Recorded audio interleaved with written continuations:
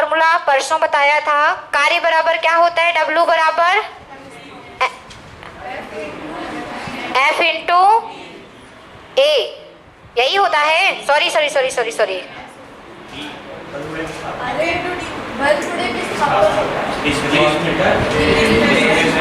S भी लिख सकते हैं क्या, वहां पे लिख सकते हैं। चलो अब शक्ति बराबर क्या बताया था कल, वर्क अपॉन टाइम, ये शक्ति का सूत्र हो गया। ऊर्जा बराबर क्या बताया था कल, ऊर्जा बराबर वही होता है, ऊर्जा के लिए गतिज ऊर्जा दो प्रकार के बताए थे ना, एक गतिज ऊर्जा बताया था, एक स्थितिज ऊर्जा बताया था। तो गतिज ऊर्जा बराबर क्या बताया था, 1/2 mv², और स्थितिज ऊर्जा बराबर क्या बताया था,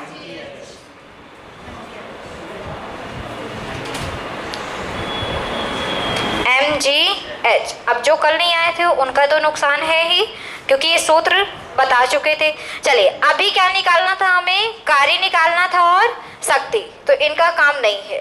अब क्या क्या दिया है ये बताइए हमें, तो हम निकाल के बताते हैं। बल कितना दिया है, 5 न्यूटन का बल है, और डिस्प्लेसमेंट कितना दिया है, 10 मीटर, और वर्क निकालना है ना। तो चलिए सबसे पहले वर्क निकालते हैं। टाइम भी दिया है, टाइम कितना दिया है, 2 सेकंड। हम देख रहे हैं न्यूटन, मीटर और सेकंड तीनों ही SI मात्रक पे हैं, तो हमें कुछ करने की जरूरत नहीं है, निकालते हैं डायरेक्टली वर्क। तो वर्क बराबर होता है F इंटू डी। F दिया है हमें 5 न्यूटन का, डिस्प्लेसमेंट कितना दिया है 10, डायरेक्टली इंटू कर दीजिए, 5 दाहम 50, तो कार्य कितना हो गया 50 जूल। जूल क्यों लिखा, क्योंकि कार्य का मात्रक क्या होता है, जूल होता है। पावर पे आते हैं, पावर इक्वल टू होता है W/T। W आपने अभी अभी निकाला, कितना हुआ 50, और टाइमिंग कितना दिया है 2, तो काट दीजिए, कितना आ जाएगा आपका 25 क्या वाट, क्योंकि पावर की मात्रा क्या होता है, वाट होता है। तो याद रखेंगे शक्ति कितना आ गया 25 वाट, और आपका काम कितना आ गया 50 जूल। चलो आगे समझ में, जो नहीं थे कल वो इसको अपने माइंड पे सेट कीजिएगा। चलिए अब एक मजेदार क्वेश्चन करते हैं। लिखिए, एक साइकिल सवार पर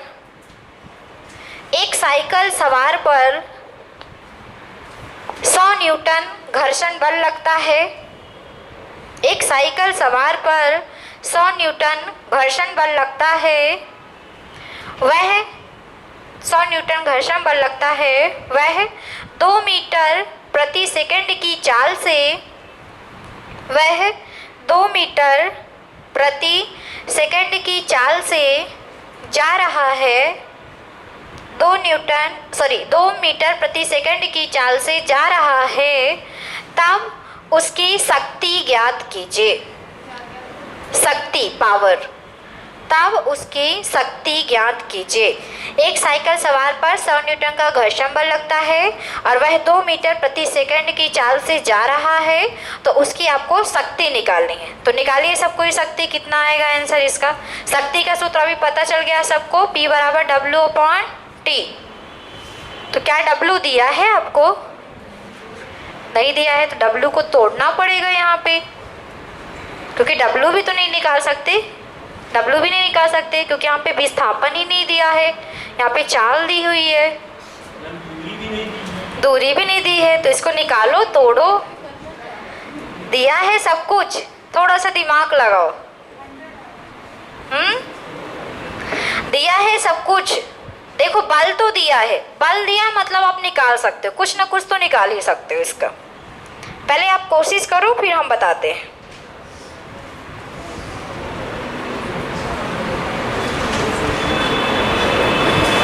थोड़ा सा दिमाग लगाओ तो पता चल जाएगा। निकालिए, अपने से कोशिश कीजिए। हम W का क्या क्या कर सकते हैं सब कुछ कर डालिए। क्या W की जगह हम F इंटू डी लिख सकते हैं, क्योंकि W बराबर क्या होता है F इंटू डी, तो W की जगह F इंटू डी पुट कर सकते हैं। F दिया हुआ है, अभी क्या नहीं दिया है, D नहीं दिया है। तो आप ध्यान से थोड़ा याद कीजिए कि हमने वेग बराबर आपको क्या बताया था, वेग बराबर विस्थापन बटे समय, तो क्या D/T की जगह हम भी लिख सकते हैं। दिमाग पे नहीं आया, चलो अब समझना। क्वेश्चन बहुत इंटरेस्टिंग है, अगर घुमाना होता है क्वेश्चन को तो ऐसे ही घुमाएंगे। दिया है आपको, बल दिया है, कितना दिया है 100 न्यूटन, और क्या दिया है चाल दी हुई है, भी दिया हुआ है कितना 2 मीटर प्रति सेकंड। अब हमें दो चीज दी है, लेकिन हमें निकालना क्या है पावर, और पावर इक्वल टू होता है W/T। W नहीं दिया, लेकिन हमें पता है, हमको याद है कि कार्य बराबर होता है F/D। तो क्या हम W की जगह F/D लिख सकते हैं? बिल्कुल लिख सकते हैं भाई, हम W ही तो लिख रहे हैं ना, बस ये चीज यहाँ पे पुट कर दीजिए। करते हैं F/D/T, T बराबर, अभी F तो मालूम है लेकिन हमें D नहीं दिया है, तो अब हम क्या करें, जो कि हमने आपको बताया था कि आपका D/T, विस्थापन D को कहते हैं डिस्प्लेसमेंट, तो विस्थापन बटे समय दिया हुआ है, और विस्थापन बटे समय बराबर क्या होता है हमारा वेग होता है, और हम लिख सकते हैं यहाँ पे D/T की जगह क्या हम भी लिख सकते हैं, लिख सकते हैं। तो F/V दोनों दिया हुआ है, कर दीजिए 100 × 2 200 क्या वाट। अरे कुछ तो था ही नहीं, कुछ तो था ही नहीं, ऐसे ही तो घुमाते हैं ना। आ गया आंसर। अरे कुछ लोग ऐसे ही रख दो, डायरेक्टली रखो, इंटू करो, ऐसा वाला तो नहीं किए, ऐसा ही करना है। अगर क्वेश्चन समझ में नहीं आ रहा है, उतने समय माइंड क्लिक नहीं करता ना, तो लोग F/D आता है ना, तो यही रख के डायरेक्टली इंटू करके 200 ऑप्शन में रहता है, 200 में टिक लगा देते हैं। बताते ना, ऐसा भी होता है कुछ लोगों के साथ, लेकिन करने का तरीका आपका यही है। चलिए अगला क्वेश्चन कीजिए।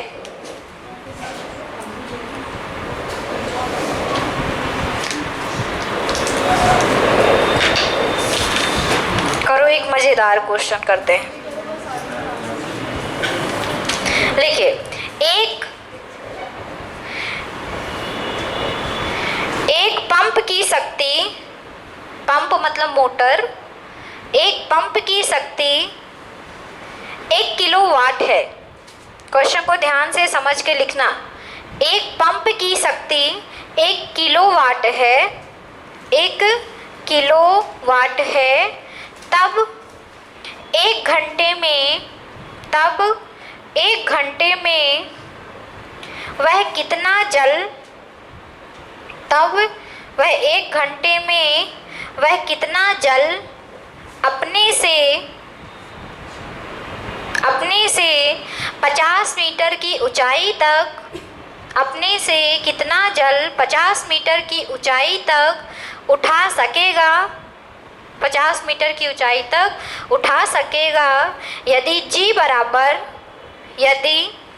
बराबर 10 मीटर प्रति सेकंड स्क्वायर हो। स्मॉल g का मतलब गुरुत्वीय त्वरण है ना, यदि स्मॉल g बराबर 10 मीटर प्रति सेकंड स्क्वायर हो। निकालिए, क्या निकालना है इसमें आपको निकालना है क्वांटिटी, है ना, और किसकी क्वांटिटी निकालना है, जल की, कि कितना जल उठने से ऊपर वो उठा सकेगा। और इसमें आंसर आना है आपको किलोग्राम में, लीटर पे नहीं निकालना, किलोग्राम पे ही है, लीटर पे कन्वर्ट करने की जरूरत नहीं है। चलिए कीजिए, दिमाग लगाइए थोड़ा सा सबको, ये अपना थोड़ा सा दिमाग लगाओ, सबको पता चल जाएगा। दिया क्या क्या है, पहले तो ये नोट करो, शक्ति दी है, सबसे पहले क्या दिया है, शक्ति 1 किलोवाट, मतलब यहाँ पे शक्ति का यूज होने वाला है, शक्ति से ही रिलेटेड आपको कुछ लगेगा इधर, ठीक है। लिंक हमने दे दिया है, कीजिए अपने से।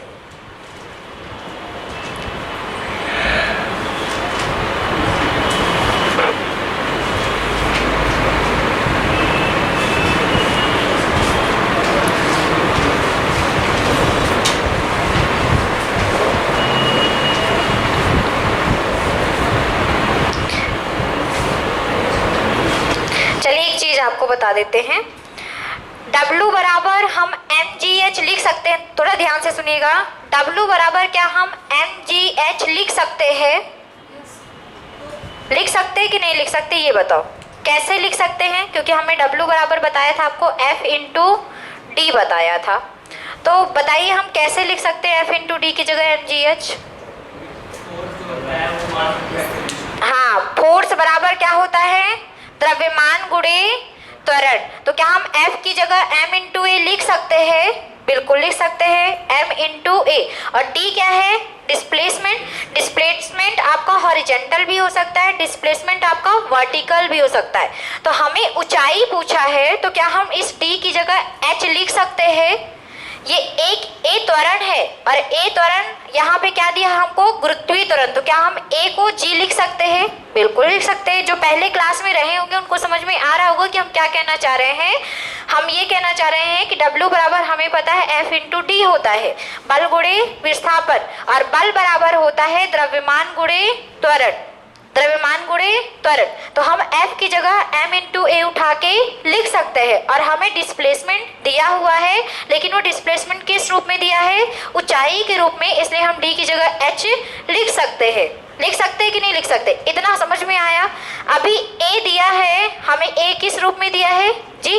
a यहाँ पे त्वरण है, g भी क्या है? त्वरण है। तो a की जगह g लिख दीजिए। तो क्या हम w बराबर mgh लिख सकते हैं?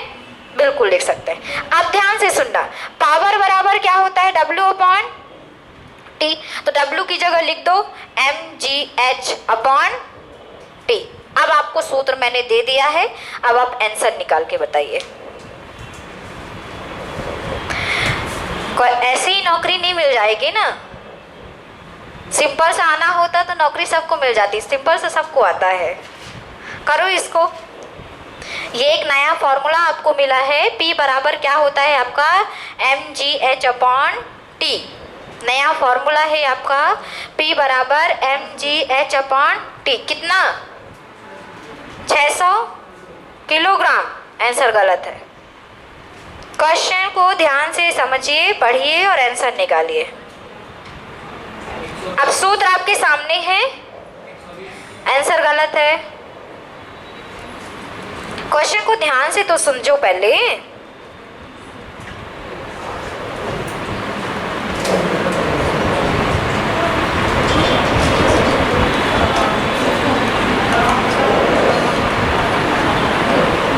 चलो हम बताएं, आ गया सबका आंसर?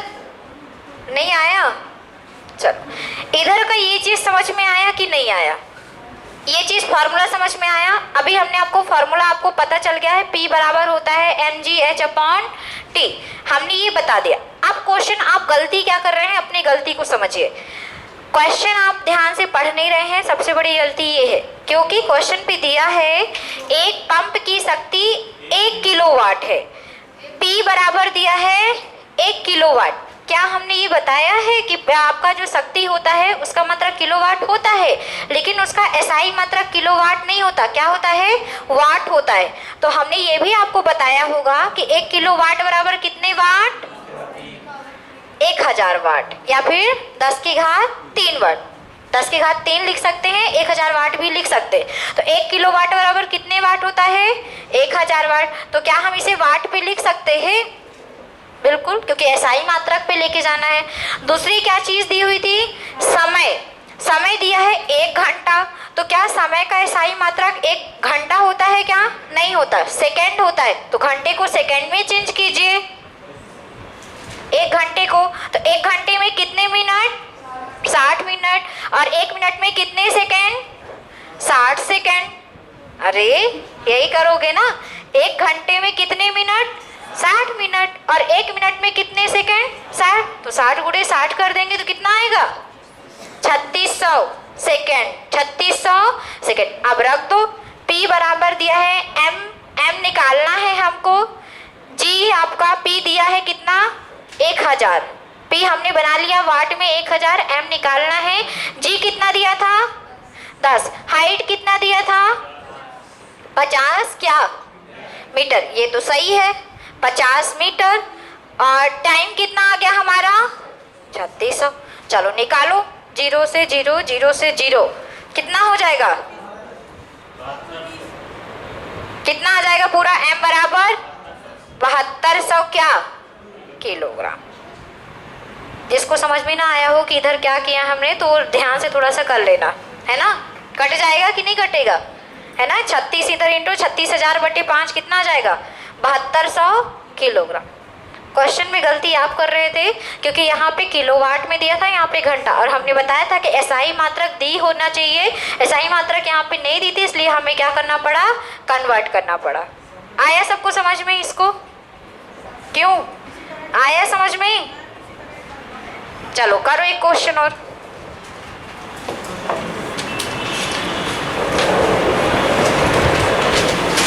लिखिए एक मजेदार क्वेश्चन फिर से।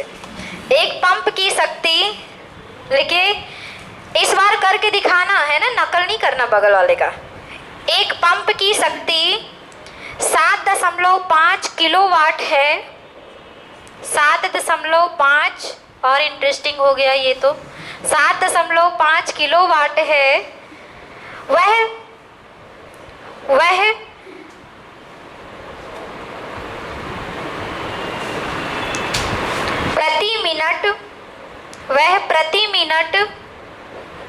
वह प्रति मिनट 2.5 मीटर ऊंचाई, 2.5 मीटर ऊंचाई तक, 2.5 मीटर ऊंचाई तक अधिक से अधिक कितना जल ऊपर उठा सकता है? 2.5 मीटर की ऊंचाई तक अधिक से अधिक कितना जल ऊपर उठा सकता है यदि G बराबर 10 मीटर प्रति सेकेंड स्क्वायर हो तो। यदि G बराबर, स्मॉल g बराबर 10 मीटर प्रति सेकेंड। सेम वही क्वेश्चन, सेम वही आपका 1800 किलोग्राम। देखते हैं, देखो कुछ लोगों का आंसर आ भी है, कोशिश कीजिए आप लोग। सूत्र यही लगाना है। क्वेश्चन को ध्यान से पढ़िए, क्योंकि क्वेश्चन में यूनिट चेंज की गई है ना, तो आप यूनिट को सही कीजिए और आंसर निकालिए। सबको ये आंसर।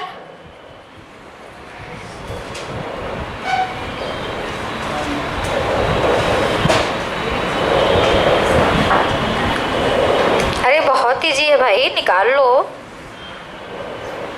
सूत्र ये सामने दिया है आपका, mgh आपको दिया हुआ है, शक्ति भी दी हुई है। कितना आया आनंद? 1800। अभी देखते हैं 1800 सही है कि नहीं है। निकालो, सही करो उसको। गर्ल्स कोशिश कीजिए, अपने से कोशिश थोड़ा सा कीजिए, थोड़ा सा माइंड लगाइए अपना। 1 किलोवाट बराबर होता है 1000 वाट। तो 7.5 को पहले बटे 10 कर लो, दशमलव हटा लो, तो 75 किलोवाट बराबर 75,000 किलोवाट। बस 7500 लिखे हो ना, क्योंकि एक 10 कट जाएगा, हो गया 7500 हो जाएगा। और क्या, कितना आ रहा है? 180। यहाँ पे आंसर अलग अलग आने लग गए हैं। 1800, 180, और कोई? अभी गर्ल्स को कोशिश कर लेने देते हैं, कर लेने दीजिए इनको। सही कर रहे हो, निकालो, सही है, बिल्कुल सही जा रहे हो।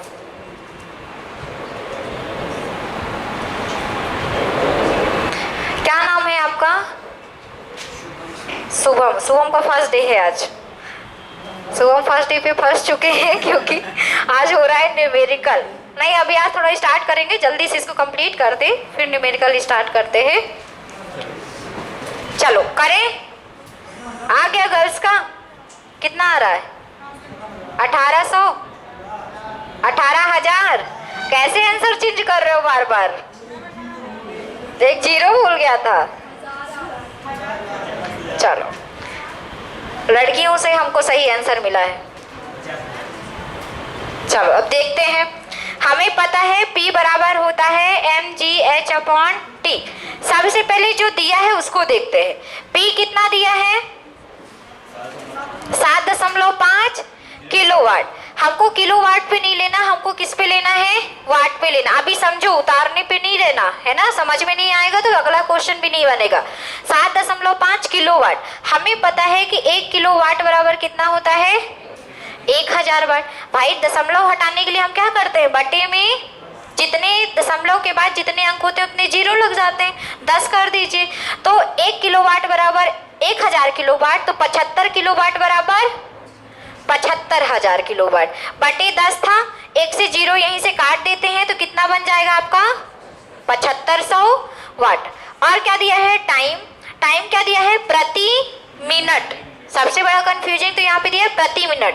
तो 1 मिनट में कितने सेकेंड 60 सेकेंड, सेकेंड आ गया, लो प्रति मिनट दिया था मतलब 1 मिनट दिया था और 1 मिनट में कितने सेकेंड होते हैं 60 सेकेंड। और क्या दिया है जी दिया है, जी कितना दिया है 10 मीटर प्रति सेकेंड स्क्वायर, ये सही है। और एच निकालना है क्या, एच दिया है कितना 2.5 पे जब हम ये हटाएंगे तो बटे 10 आ जाएगा, चलो वहीं पे कर लेंगे 2.5 हाइट दिए। अब यहाँ पे करते हैं एम निकालना है, हमने अभी निकाला 7500 क्योंकि हमने 10 काट 0 काट दिया है, ठीक है ध्यान रखिएगा।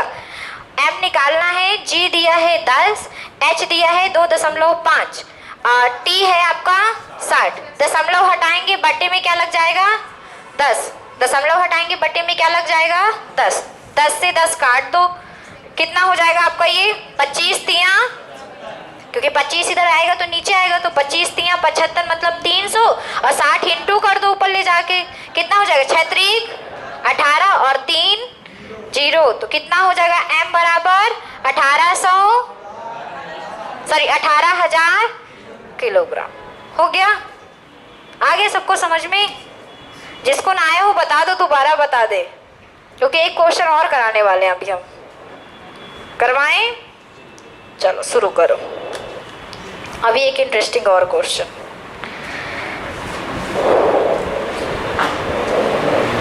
देखिए 10 अश्व शक्ति वाली 10 अश्व शक्ति, एक अश्व शक्ति बराबर 746 वाट। चलो लिखो 10 अश्व शक्ति वाली हॉर्स पावर, 10 अश्व शक्ति वाली मोटर द्वारा 10 अश्व शक्ति वाली मोटर द्वारा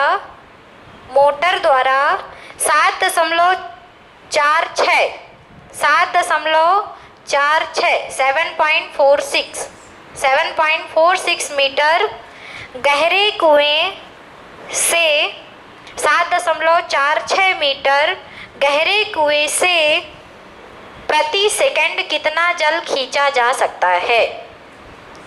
7.46 मीटर गहरे कुएं से प्रति सेकंड कितना जल खींचा जा सकता है। प्रति सेकंड मतलब पर सेकंड पर कितना जल खींचा जा सकता है, पानी खींचा जा सकता है, यदि जी बराबर 10 मीटर प्रति सेकंड स्क्वायर हो। चलिए इस क्वेश्चन को तो शुभम करके बताएंगे, क्यों शुभम, ठीक है ना, कुछ नहीं इसमें। एक जान लीजिए कि एक अश्व शक्ति बराबर होता है आपका 746 वाट, बस इसको आप माइंड पे याद रखिए और आंसर निकाल लीजिए। एक अश्व शक्ति बराबर होता है 746 वाट, कितना आ रहा है 100 किलोग्राम। निकालिए गर्ल्स, जी बराबर 10 मीटर प्रति सेकेंड स्क्वायर, निकालिए अपने से सबको ही।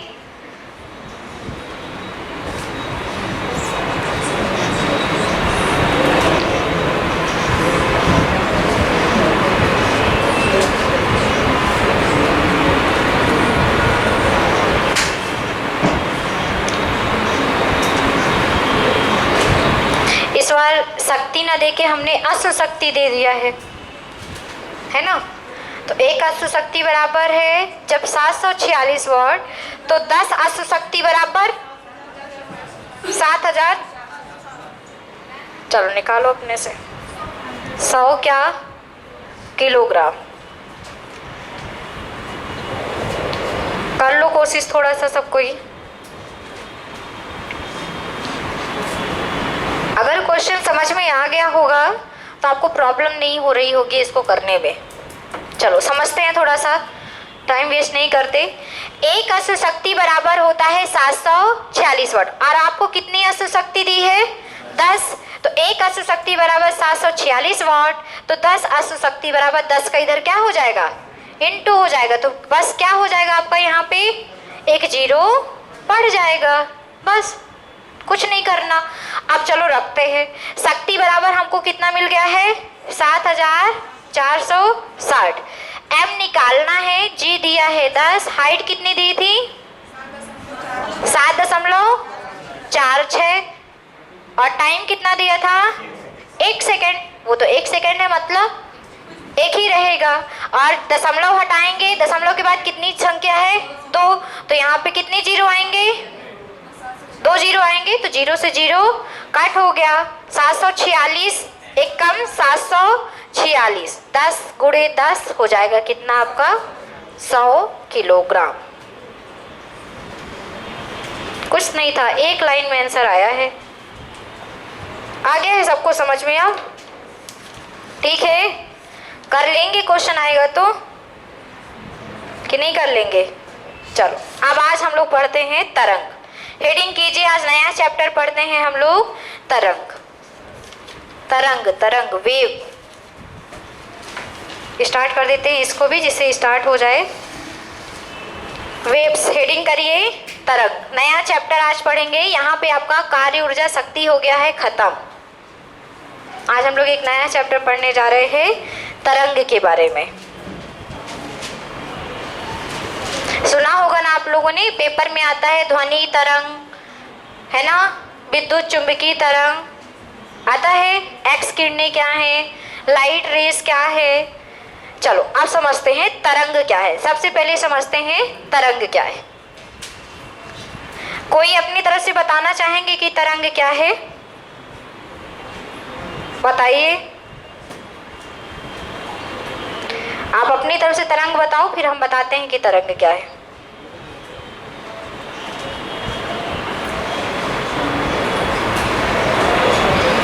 चलो बताओ तरंग क्या है। इसको मत बताइए देना कि जो आपने बनाया यही तरंग है ना। बताइए क्या है तरंग, किसको कहते हैं वेव्स? अपनी परिभाषा में आप किसको कहेंगे तरंग? जो हवा चलती है वो तरंग है। हाँ, और जो ऐसे ऐसे चलती है, ऐसे ऐसे तो सांप भी चलता है, ऐसे ऐसे तो सांप भी चलता है।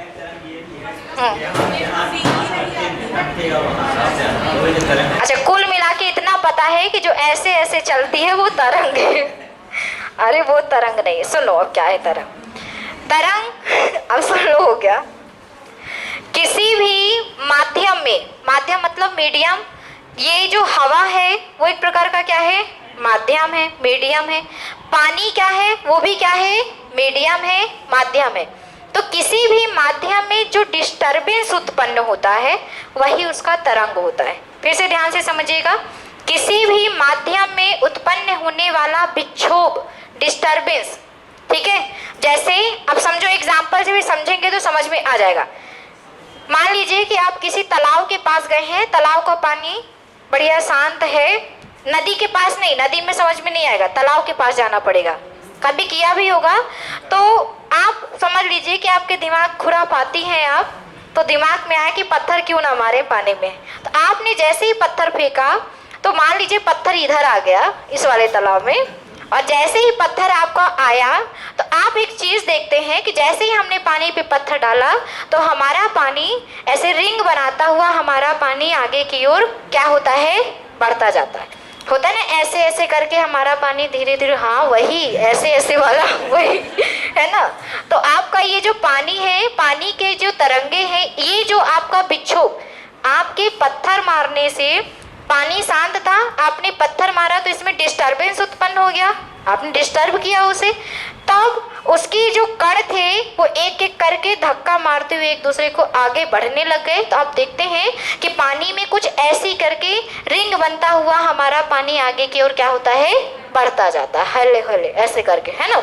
तो ये क्या था, तरंग क्या है, किसी भी माध्यम में, चाहे वो पानी हो चाहे हवा हो, किसी भी माध्यम में जो विक्षोभ उत्पन्न होता है, डिस्टरबेंस उत्पन्न होता है, वो हमारा क्या कहलाता है तरंग कहलाता है। ठीक है, और ये जो आप ऐसे ऐसे बता रहे हैं, ये जो उसके चलने की प्रक्रिया है उसको हम कहते हैं तरंग गति। क्या कहते हैं उसको?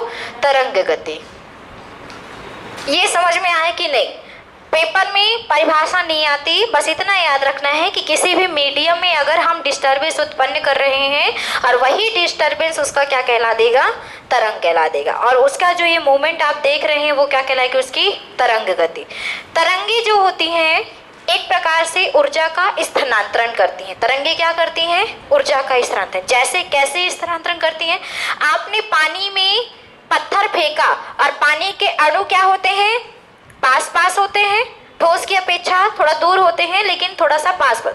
तो जैसे पानी में आपने पत्थर फेंका तो पत्थर के कारण पानी के अणु में टक्कर आई, टक्कर आएगा तो इसके दूसरे टक्कर से इसको टक्कर लगेगा, इसके टक्कर से इसको, फिर इसको, फिर इसको, फिर इसको। यही तो है ना। ये क्या है, जैसे टक्कर उत्पन्न हुआ तो गति उत्पन्न हुई और गति के कारण कौन सी ऊर्जा उत्पन्न होती है, गतिज ऊर्जा। तो ऊर्जा का क्या हो रहा है, एक स्थान से दूसरे स्थान पे स्थानांतरण हो रहा है। तो तरंगे क्या करती हैं, ऊर्जा का स्थानांतरण करती हैं। ये समझ में आया, पेपर में पूछा जाता है तरंगे क्या करती हैं, तो तरंग किसका स्थानांतरण करती हैं, ऊर्जा का स्थानांतरण करती हैं। तरंग होता क्या है, किसी भी माध्यम में जो उत्पन्न विक्षोभ होता है, डिस्टर्बेंस होता है, वो क्या कहलाता है, तरंग। तरंग को हम दो प्रकार से विभाजित करते हैं, एक तरंग संचरण के माध्यम की दिशा के आधार पर, एक माध्यम की दिशा के आधार पर, और एक होता है तरंग संचरण के आधार पर। माध्यम की दिशा के आधार पर और एक होता है तरंग संचरण के आधार पर। तरंग संचरण के आधार पर दो प्रकार के होते हैं, एक होता है यांत्रिक, एक होता है यांत्रिक तरंग, एक होता है विद्युत चुंबकीय तरंग।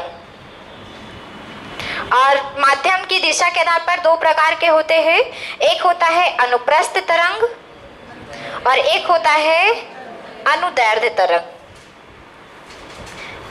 तरंग संचरण के आधार पर आपके दो प्रकार के तरंगे होती हैं, एक होती है मैकेनिकल वेव्स, एक होती है इलेक्ट्रोमैग्नेटिक वेव्स, ठीक है। और आपके माध्यम मीडियम की जो दिशा होगी उसके आधार पर दो प्रकार के होंगे, एक होगा आपका ट्रांसवर्स वेव और एक होता है लॉन्गिट्यूडनल वेव्स, दो तरह की, ठीक है। अब क्या होती है यांत्रिक तरंगे, क्या होती है, ध्यान से समझिए। ऐसी तरंगे जिनको चलने के लिए माध्यम की आवश्यकता होती है, जिनको चलने के लिए किसकी आवश्यकता होती है, माध्यम। जैसे अभी हम बोल रहे हैं तो हम बोल रहे हैं तो हम कौन सी एनर्जी अभी दे रहे हैं, ध्वनि ऊर्जा।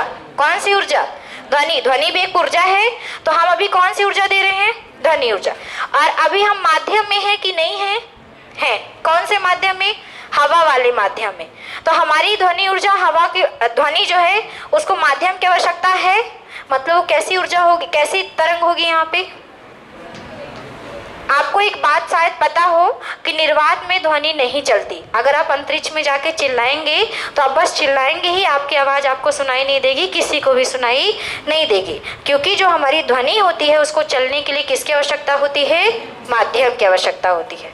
गहरे पानी पे भी आप जब जाके बोलते हैं तो क्या आप एक दूसरे की आवाज़ सुन पाते हैं, नहीं सुन पाते। वो माध्यम है, लेकिन हमारी जो ध्वनि तरंग है उसकी खास बात ये है कि गहरे पानी पे आवाज़ नहीं चलती है, ठीक है ना, याद रखिएगा। तो तरंग संचरण के आधार पर जो यांत्रिक है उसको माध्यम की आवश्यकता होती है, माध्यम की आवश्यकता इसे होती है। और जो आपकी विद्युत चुंबकीय तरंगे होती हैं इनको चलने के लिए माध्यम की आवश्यकता नहीं होती, ये माध्यम में भी चलती हैं और बिना माध्यम के भी चलती हैं। जैसे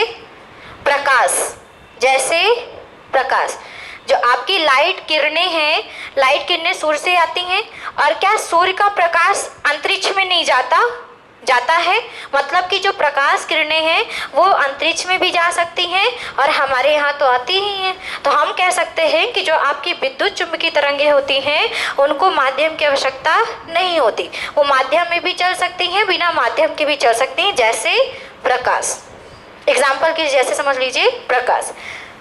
अभी इन दोनों को लिखना है, इसको हम कल समझाएंगे, उसको अभी लिखना है, ठीक है। तो लिखिए, चलिए हेडिंग करिए तरंग और लिखना शुरू कीजिए।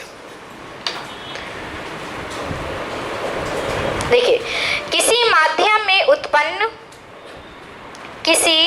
माध्यम मतलब मीडियम, किसी माध्यम में उत्पन्न विक्षोभ मतलब डिस्टर्बेंस, इंग्लिश में विक्षोभ को कहते हैं डिस्टर्बेंस।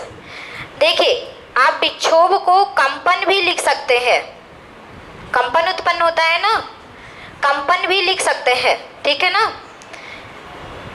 किसी माध्यम में उत्पन्न विक्षोभ या कंपन को तरंग कहते हैं। किसी माध्यम में उत्पन्न विक्षोभ या कंपन को तरंग कहते हैं, विक्षोभ या कंपन को तरंग कहते हैं। कंपन के आगे बढ़ने की प्रक्रिया, कंपन के आगे बढ़ने की प्रक्रिया, कंपन के आगे बढ़ने की प्रक्रिया, कंपन के आगे बढ़ने की प्रक्रिया तरंग गति कहलाती है। कंपन के आगे बढ़ने की प्रक्रिया तरंग गति कहलाती है, तरंग गति कहलाती है। लिखेंगे तरंगे, तरंगे ऊर्जा का स्थानांतरण करती हैं। तरंगे वेव्स ऊर्जा का, एनर्जी का स्थानांतरण करती हैं। तरंगे ऊर्जा का स्थानांतरण करती हैं। आगे लिखेंगे तरंगों का वर्गीकरण, क्लासिफिकेशन ऑफ वेव्स। तरंगों का वर्गीकरण, तरंगों का वर्गीकरण। पहला लिखिए तरंग संचरण के आधार पर, पहला लिखिए तरंग संचरण, तरंग संचरण, तरंग संचरण के आधार पर, तरंग संचरण के आधार पर। और दूसरा लिखिए माध्यम की दिशा के आधार पर, माध्यम की दिशा के आधार पर।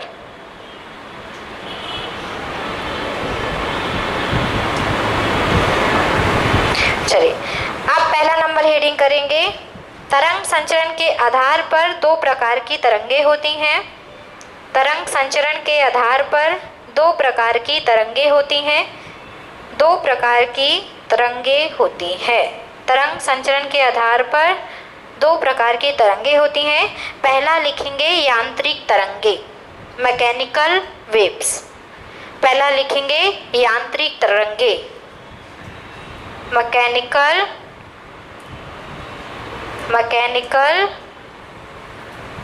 वेव्स। लिखिए, यांत्रिक तरंगों पे हेडिंग करके लिखिए।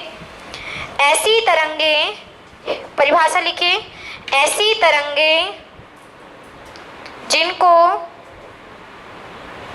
जिनको चलने के लिए माध्यम की आवश्यकता होती है। ऐसी तरंगे जिनको चलने के लिए माध्यम की आवश्यकता होती है, जिनको चलने के लिए माध्यम की आवश्यकता होती है, यांत्रिक तरंगे कहलाती हैं। ऐसी तरंगे जिनको चलने के लिए, संचरित होने के लिए, ट्रांसफर होने के लिए माध्यम की आवश्यकता होती है, यांत्रिक तरंगे कहलाती हैं, यांत्रिक तरंगे कहलाती हैं। तो लिखिए, जैसे एग्जाम्पल लिख लीजिए इसके, जैसे ध्वनि तरंगे, जैसे साउंड वेव्स, ध्वनि तरंगे, जल तरंगे, जल तरंगे आदि, जल तरंगे आदि। अब दूसरा नंबर लिखिए विद्युत चुंबकीय तरंगे, विद्युत चुंबकीय तरंगे। इंग्लिश में कहते हैं इसको इलेक्ट्रोमैग्नेटिक वेव्स, विद्युत चुंबकीय तरंगे, विद्युत चुंबकीय तरंगे। लिखेंगे इसमें ऐसी तरंगे, मैग्नेटिक वेव्स। बोले, लिखिए ऐसी तरंगे जिनको चलने के लिए, ऐसी तरंगे जिनको चलने के लिए माध्यम की आवश्यकता होती है कि नहीं? नहीं होती है। ऐसी तरंगे जिनको चलने के लिए माध्यम की आवश्यकता नहीं होती है, माध्यम की आवश्यकता, मीडियम की आवश्यकता नहीं होती है, विद्युत चुंबकीय तरंगे कहलाती हैं। ऐसी तरंगे जिनको चलने के लिए माध्यम की आवश्यकता नहीं होती है, विद्युत चुंबकीय तरंगे कहलाती हैं, विद्युत चुंबकीय तरंगे कहलाती हैं। जैसे जैसे सबसे पहले तो आ जाएगा आपका नाम प्रकाश किरणें, है ना, लाइट वेव्स, प्रकाश किरणें। और कौन कौन सी होती हैं विद्युत चुम्बकीय तरंगे? एक्स किरणें, लिख लीजिए, एक्स किरणें। आपने बहुत सारी किरणें सुन के रखी होंगी, पराबैंगनी किरणें। पराबैंगनी किरणें किन से आती हैं? सूर्य से आती हैं, तो ये भी कैसी तरंगे हो गई? आपकी विद्युत चुम्बकीय। और आपका कौन सा हो जाएगा? पराबैंगनी हो गई, अवरक्त किरणें हो गई, हो गया। अब इन सब के बारे में हम लिखाएंगे आपको। अवरक्त किरणों को इंग्लिश में कहते हैं इंफ्रारेड, इंफ्रारेड वेव्स। नहीं समझ में आया? ये देखो, इंफ्रारेड वेव्स। चलिए, हो गया, आज के लिए इतना काफ़ी है।